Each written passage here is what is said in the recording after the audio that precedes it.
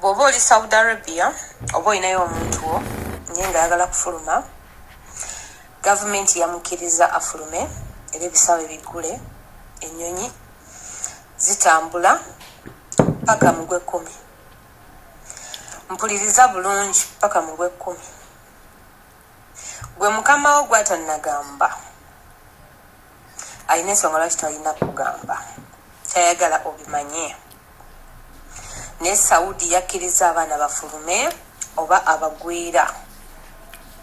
Bano abantu abayingira nga bazze kkolamu babakkiriza bafulume naye teri kudda okumala emyaka 3. Saudi bagenda gisiba okuva mu Gw'ekkumi, that is October.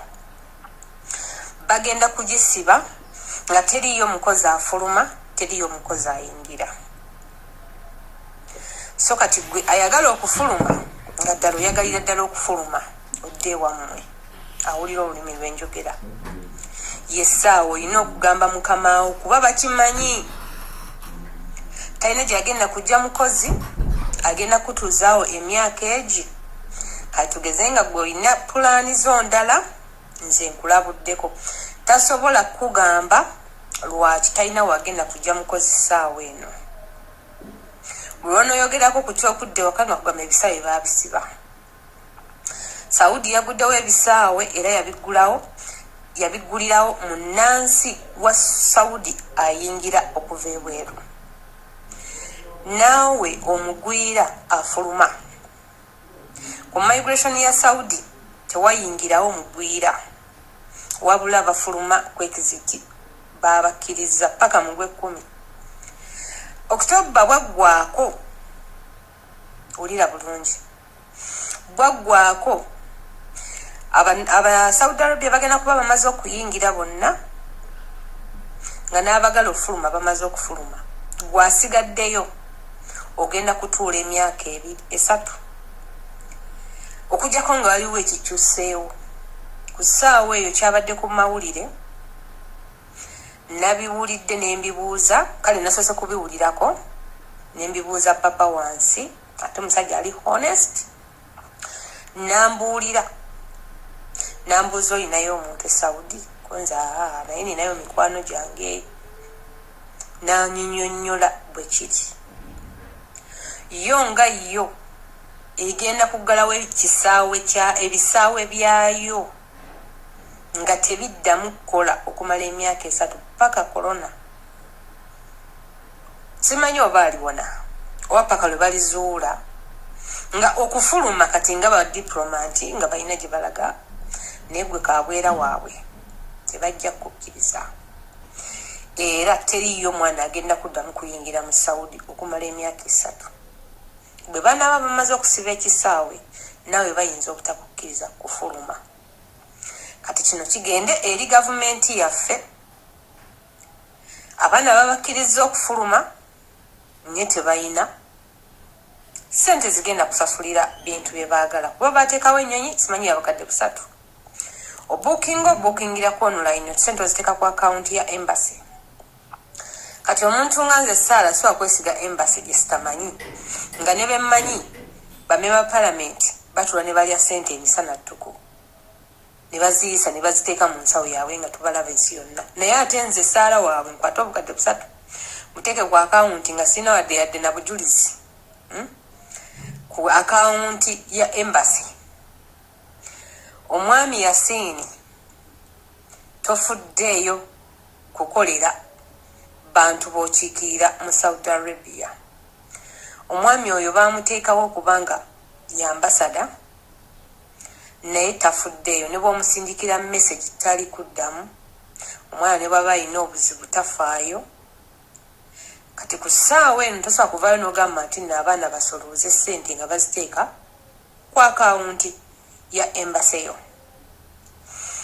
So bye banna emikwano, osobola okwogera ne mukama wo naye gwatasobodde oba gwe batalabudde oba gwatazzeeyo, manya ogenda kikuba emyaka egi non-stop, kuba tekuliiko na kusayininga. Ojagamba nze sirina we nasayininga, naye olina okubeera ng'oli mukkakkamu kuba wakukwatya nakufuula ku street osibira mu kkomera okumala emyaka egi.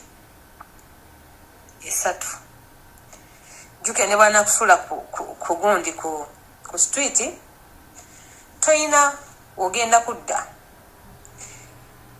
tewaliwo kisaawe ekifulumya nnyonyi oba tebagenda kufulumya. So information bw'oba olinako gyemu osobola okukabuulirako omulala.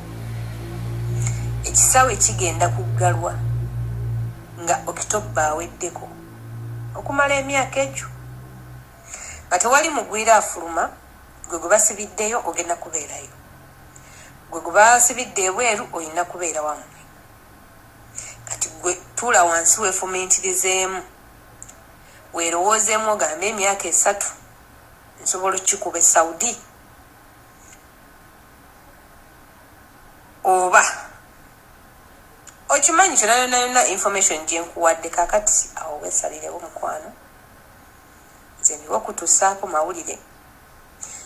Kino kyenkugamba nakibuuzizza era okujjako nga kikyuseemu naye nga information yafulumye okuva mu gavumenti. Mukamaawo nze bulijjo ntera nnyo obagamba nti buuza mukamaawo yamanyi, naye kino ekyatuuseewo ayinza obutagamba kuba waakugambira ojja genda katugeze obadde ng'osigaza abaana ng'akola tasobola kugamba abaana balekeraani kitegeera alina kusirika nekikulya ne bamala okugalawo ebisaawe n'omanya ne biyita mu nkubo ne bikutuukako nakuba kati nkukolera eki byebyo nno bannange mbeere bulungi.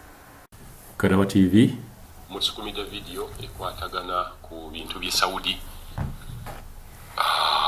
Video eyo tuba playingidde voice note yaayo waliwo omukyala eyali ajogerako nti Saudi Arabia egenda kuggalawo era tewali munnauganda yenna agenda kubeera ng'ayingira e Saudi Arabia.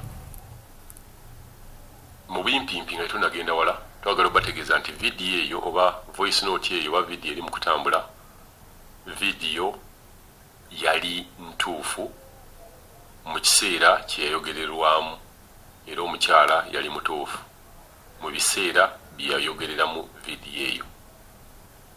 Ebiseera ebyo byali bya COVID. Kakati wabeerawo abantu abafuna video zino late oba ne wabeerawo bakadaama abajja kati abaakayingirawo kati bw'aba ayitaayita n'agwa ku video oba ne wabeerawo kadaama munnaagimusukumira kati bwagimusukumira alaba tuli mu gwa 6 ogw'e10 gukyajja kati aba teyabiraba mu COVID yaba abirabanga ebipya. Tetunenya aba yagisukumye kuba mubeeramu okutya. Tugamba wabeerawo fear, buli kintu kyokolamu olina okubeera ne fear. Omuntu ayinza okugamba naakajjeeno ate bagamba bino na bino na bino. So bw'etambula era neetuuka ku muntu omulala era naye alina fear bw'eti alina okutya era naye egenda kubeera nga yeeyongera okutambula. Wabula obuzibu obubeeramu kati atamanyi oba abanguwa mangu okuvuma abanguwa mangu okwogera ebigambo ye ate avuma ali mu video eyagikoze naye n'atamanya nti eno clip gye bajje mu video yona gye yayogedde oli yajjemu ka clip akamukolera oba ka clip akamutiisa ne katambula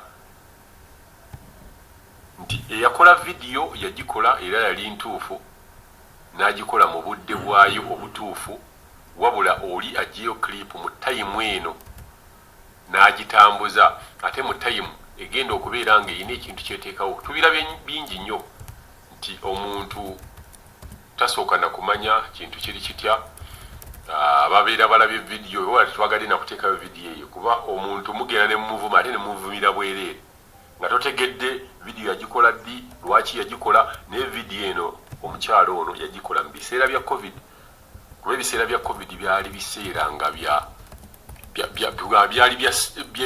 bya biseera bya nzikiza nga buli kintu kyonna kiri upside down. Kati evidiyo eno tubagamba yali ntuufu mu biseera ebya COVID era mumanyi nti okukomawo e Uganda kwali kuzibu, okugenda e Saudi kwali kuzibu. Bannansi bokka ab'e Saudi be baali bakkirizibwa okubeera nga bajja mu Saudi abamu nga tebakkirizibwa balina okukyekinga. So buli nsi yali ekkiriza bantu baayo okubeera nga bajja mu nsi eyo, era ne Uganda nayo ng'ekkiriza abantu baayo. Mujjukira ebintu bya hose, mujjukire nti ebintu byali biseera byanzikiza, buli omu ng'asikaza wuwe.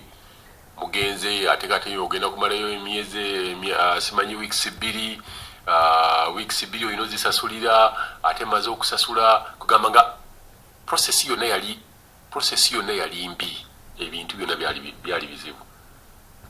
So tuwunzika tubagamba nti Saudi Arabia tennagaanako mugwira yenna kujja mu nsi yaabwe, ekkiriza abagwira okujja mu nsi yaabwe, ekkiriza bakadaama okujja mu nsi yaabwe ne bakola, era ekkiriza bakadaama okuddayo mu nsi zaabwe nga bamaze contract. Temubeeramu nakweraliikirira nti vidiyo eno yakaakati, era Saudi Arabia yo ng'ensi teyina muntu yenna gwegenda kugaana kubeera mu nsi, oba teyina muntu yenna gwe yagaanye kujja oba kufuluma nsi yaabwe.